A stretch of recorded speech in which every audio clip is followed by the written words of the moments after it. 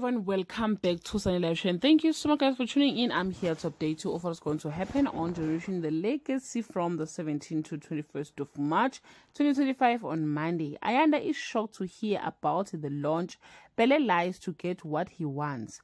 4 Gulf men invade the Mabaso house on Tuesday. A once happy couple drift further and further apart.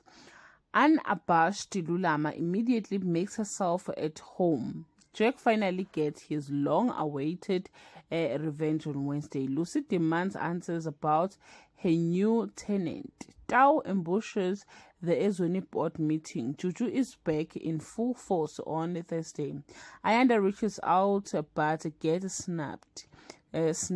Tremaine has a challenging job for Pele. Nozipo's happy doesn't know she has ulterior motives on Friday.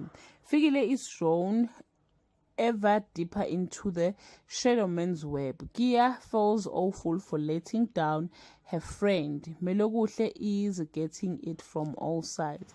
Well guys, this is all I have for today. You can leave your comment below and share your opinion. Bye. Hello everyone, welcome.